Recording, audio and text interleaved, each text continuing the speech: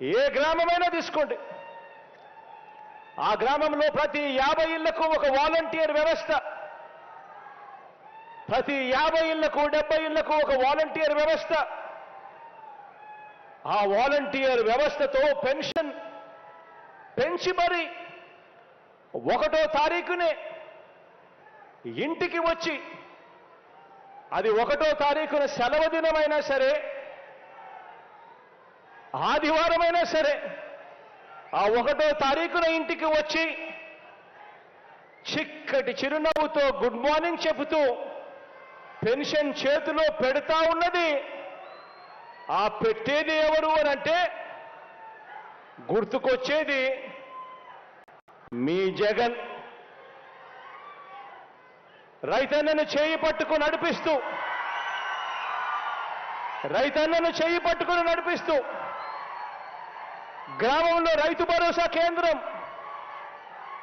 తీసుకువచ్చింది ఎవరు అనంటే గుర్తుకు వచ్చేది మీ జగన్. ₹1 కూడా లంచాలు లేకుండా, ఎక్కడా కూడా వివక్ష లేకుండా నేరుగా బటన్ నొక్కి ఇంటింటికి నా అక్క చెల్లెమ్మల కుటుంబాల ఆ పేదల ఖాతాల్లోకి డబ్బులు పంపింది ఎవరు అనంటే గుర్తుకొచ్చేది మీ జగన్. గ్రామాలలో వెళ్ళినప్పుడు ప్రివెంటివ్ కేర్లో ఎప్పుడు పడని అడుగులు కనిపిస్తాయి. గ్రామాలకు వెళ్ళినప్పుడు ప్రివెంటివ్ కేర్లో విప్లవాత్మక మార్పు తెలుస్తూ మన గ్రామ స్థాయిలోనే, మన గ్రామంలోనే విలేజ్ క్లినిక్ పెట్టింది ఎవరు అనంటే ఆ విలేజ్ క్లినిక్ చూసినప్పుడు గుర్తుకొచ్చేది మీ జగన్. గ్రామాన మహిళా పోలీసులు, ప్రతి అక్క చెల్లెమ్మ సెల్ ఫోన్లో దిశ యాప్, ఇవి ఏవి చూసినా కూడా గుర్తుకొచ్చేది మీ జగన్. ఆరోగ్య సురక్ష ద్వారా, ఆరోగ్య ఆసరా ద్వారా ఇంటింటా ప్రతి ఒక్కరికి కూడా ఆరోగ్యాన్ని పట్టించుకున్న వ్యక్తి ఎవరు అనంటే గుర్తుకొచ్చేది మీ జగన్. ఒక 108, ఒక 104, ఒక ఆరోగ్యశ్రీ, రైతులకు ఉచిత విద్యుత్తు, ఫీజు రీయింబర్స్మెంట్, ఇలా అనేక పథకాలు తీసుకువచ్చింది ఆ మహానేత, దివంగత నేత, ప్రియతమ నాయకుడు రాజశేఖర రెడ్డి గారు. అయితే వాటిని మరో 4 అడుగులు ముందుకు వేసి అమలు చేస్తా ఉన్నది ఎవరు అనంటే గుర్తుకొచ్చేది మీ జగన్. రైతన్నలకు వైఎస్ఆర్ రైతు భరోసా ఇచ్చింది ఎవరు అనంటే గుర్తుకొచ్చేది మీ జగన్.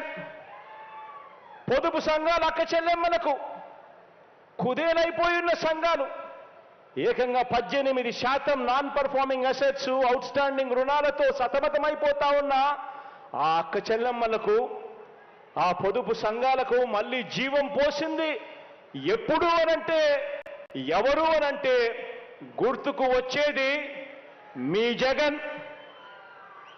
అక్క చెల్లెమ్మలకు కానీ, రైతన్నలకు కానీ 0 వడ్డీ ఇస్తున్నది ఎవరు అనంటే గుర్తుకొచ్చేది మీ జగన్.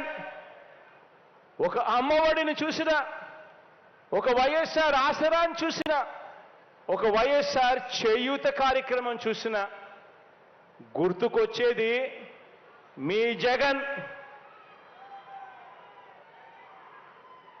అసైన్డ్ భూముల మీద 22A, 22A, 22A భూముల మీద ఏకంగా 35 లక్షల ఎకరాల మీద శాశ్వత హక్కులు ఇచ్చింది ఎవరు అనంటే గుర్తుకొచ్చేది మీ జగన్.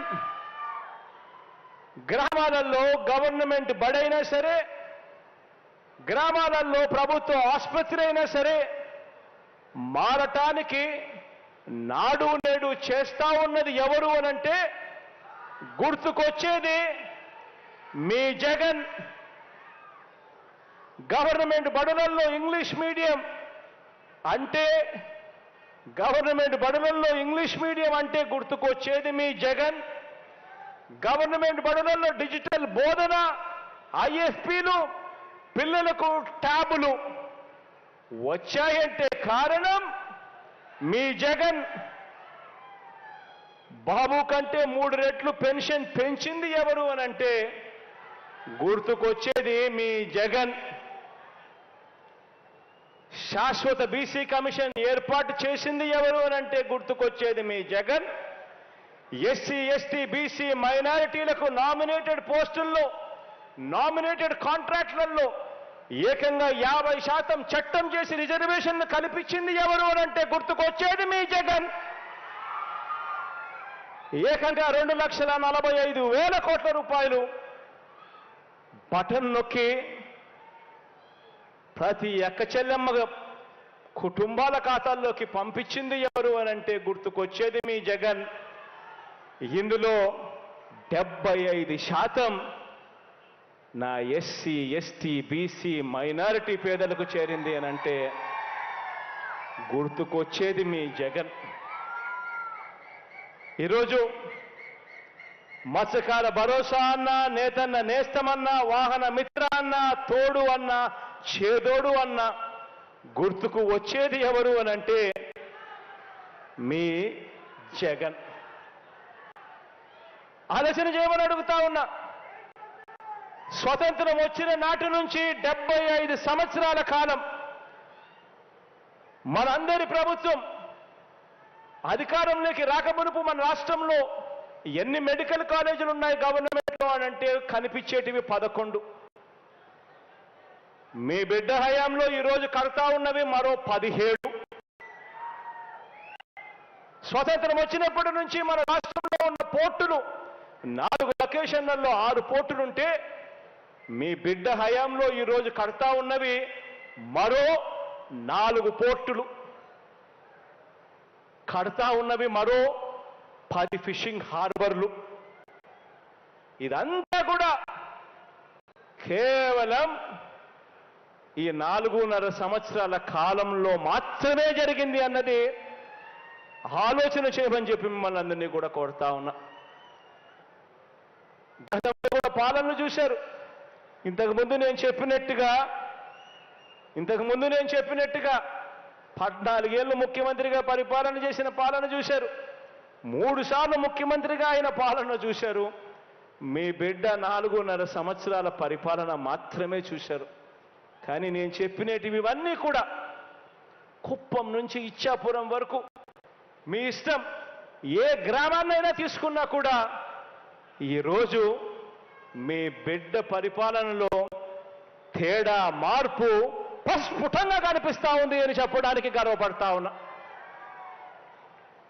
ఈరోజు దేవుడి దయతో, మీ అందరి చల్లని దీవెనలతో నిజాయితీగా విద్య మీద కానీ, వైద్యం మీద కానీ, వ్యవసాయం మీద కానీ, మహిళా సాధికారత మీద కానీ, సామాజిక న్యాయం మీద కానీ, పరిపాలనా సంస్కరణల మీద కానీ ప్రతి రంగంలోనూ కూడా ఈరోజు విప్లవాత్మక అడుగులు ఈరోజు రాష్ట్రంలో పడతా ఉన్నాయి.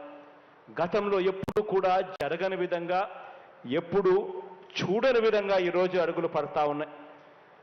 ఇవన్నీ కూడా చేయని బాబును సమర్థించే వారికి ఆలోచన చేయమని అడుగుతా ఉన్నా. ఇది చాలా చాలా ఇంపార్టెంట్. ఇవన్నీ కూడా చేయని బాబును సమర్థించే వారికి ఇవన్నీ చూస్తే నిజంగా ఎంత కడుపు మండుతుంది. ఎన్ని జలసిల్ మాత్రలు ఇస్తే ఆ కడుపు మంట తగ్గుతుంది. ఆలోచన చేయమని అడుగుతా ఉన్నా. అందుకే వారు బాబు అనే చిన్న గీతను పెద్దది చేయలేరు కాబట్టి మనం చేసిన అభివృద్ధి, సంక్షేమం అనే పెద్ద గీతను చెరిపేందుకు ఈరోజు ప్రయత్నిస్తా ఉన్నారు. వారి లక్ష్యం ఏమిటి అని అంటే బాబు చేయని అభివృద్ధిని ప్రజలకు గుర్తు ఉండకూడదు. అదేవిధంగా జగన్ ఇంటింటికి చేసిన మంచిని ప్రజలు మర్చిపోవాలి. ఇందుకోసమే ఈరోజు ఈ దిక్కుమాలిన రాతలు, ఈరోజు ఇందుకే దిక్కుమాలిన కథలు, ఈరోజు దిక్కుమాలిన కథనాలు ఉద్యోగాలను సైతం, ఉద్యోగస్తులను సైతం రెచ్చగొట్టే కార్యక్రమాలు, రౌండ్ టేబుల్లో రకరకాల పార్టీలు, రకరకాల వ్యక్తుల రంగ ప్రవేశాలు, కుట్రలు, కుతంత్రాలు ఇవన్నీ కూడా జరుగుతూ ఉన్నాయి. ఈరోజు తోడేళ్ళందరూ కూడా ఏకమై ఒక్క మీ జగన్ మీద, మీ బిడ్డ మీద ఇంతమంది ఏకమై ఈరోజు యుద్ధం చేస్తా ఉన్నారు. ఆలోచన చేయమని అడుగుతా ఉన్నా. ఈరోజు చంద్రబాబుకి కానీ, దత్తపుత్రుడికి కానీ వీళ్ళెవ్వరికీ కూడా ఒంటరిగా పోటీ చేసే సత్తా వీళ్ళిద్దరిలో ఎవరికీ లేదు. కారణం, ప్రజలకు మంచి చేసిన చరిత్ర వీరికి లేదు కాబట్టి వీళ్లకు అన్ని చోట్ల పోటీ చేసే సత్తా లేదు. ఈరోజు అందుకే వీళ్ళందరూ కూడా నమ్ముకున్నది ఏమిటి అంటే వంచనను, మోసాన్ని ఈరోజు వీళ్ళందరూ నమ్ముకుంటా ఉన్నారు. ఈరోజు అమలు చేసిన మంచి కానీ, అమలు చేసిన మంచి స్కీములు కానీ ఇవేవి లేవు కాబట్టి ఏకంగా మోసాలకు ఈరోజు మేనిఫెస్టో అట, ఇద్దరు కలిసిస్తారట, రంగురంగుల వలలతో ఈరోజు ప్రజలను మోసం చేసేందుకు వస్తా ఉన్నారు. అన్ని వర్గాలను వంచిన ఈ బాబు ఇప్పుడు కొత్తగా మరికొన్ని వాగ్దానాలతో వస్తా ఉన్నాడు. మొన్ననే 6 గ్యారంటీలు అన్నాడు. అందరితో కూడా సరిపోదు, జగన్ను ఢీకొట్టలేము అని వాళ్ళంతటి వాళ్ళే ఆలోచన చేసుకొని ఈసారి ఉమ్మడి మేనిఫెస్టో అని చెప్పి మళ్ళీ ప్రజలను మోసం చేసేందుకు బయలుదేరారు. ప్రతి ఇంటికి కేజీ బంగారం ఇస్తారట, ప్రతి ఇంటికి ఒక బెంజ్ కారు కొనిస్తారట. ఆలోచన చేయమని అడుగుతా ఉన్నా. ఇలాంటి వారిని నమ్మచ్చా అని చెప్పి ఆలోచన చేయమని కోరుతా ఉన్నా. ఇలాంటి వారి బుద్ధిని చూసినప్పుడు, ఇలాంటి ఆలోచనలు చూసినప్పుడు వేమన రాసిన ఒక పద్యం గుర్తుకొస్తుంది. చెప్పమంటారా? ఎలుక తోలు తెచ్చి ఏడాది ఉతికినా కూడా నలుపు నలుపే గాని తెలుపు కాదు. కొయ్య బొమ్మను తెచ్చి కొట్టినా కూడా అది పలుకునా అని వేమన విశ్వదాభిరామ వినురవేమ అని చెప్పి అప్పట్లో ఇలాంటి వారి గురించి వేమన స్వామి వారు మాట్లాడారు. నిజంగా అడుగుతా ఉన్నా, వీరి బుద్ధి ఎలాంటిదో గమనించమని అడుగుతా ఉన్నా. ఇలాంటి వారికి మిమ్మల్ని అందరినీ కూడా ఇలాంటి వారితో అప్రమత్తంగా ఉండమని కోరుతా ఉన్నా. మన రాష్ట్రానికి ఇలాంటి వారి దగ్గర నుంచి విముక్తి కలగాలని కోరుకుంటూ, దేవుడు దయతో ఇంకా ఎక్కువ మంచి చేసే అవకాశం దేవుడు ఇంకా ఇవ్వాలని కోరుకుంటూ, ఈరోజు ముగించే ముందు ఈరోజు నా సోదరుడు శ్రీను పక్కనే ఉన్నాడు. శ్రీనన్న గురించి మీకు ఒకే ఒక్క విషయం చెప్తాను. శ్రీనన్న గురించి మీకు. సినిమాలలో ఇంతకు ముందు ఇక్కడ పోటీ చేసిన వ్యక్తి అయినా సరే ఇక్కడికి ఒకవేళ మళ్ళీ వస్తాను అని చెప్పి బహుశా చెబుతా ఉన్నాడు. ఒక సినిమా హీరోని చూశారు. ఆ సినిమా హీరో క్యారెక్టర్ను కూడా మీరు చూశారు.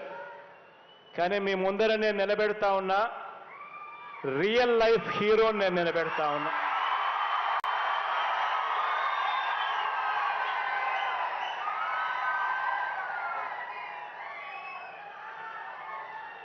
నిజంగా మంచి చేయడం కోసం నా దగ్గరికి వచ్చి అప్పట్లో సీనన్న ఏమన్నాడో తెలుసా? నాకు మంత్రి పదవి ఇవ్వకపోయినా పర్వాలేదు, భీమవరంని జిల్లా హెడ్ క్వార్టర్స్ చేస్తే చాలు అన్నాడు.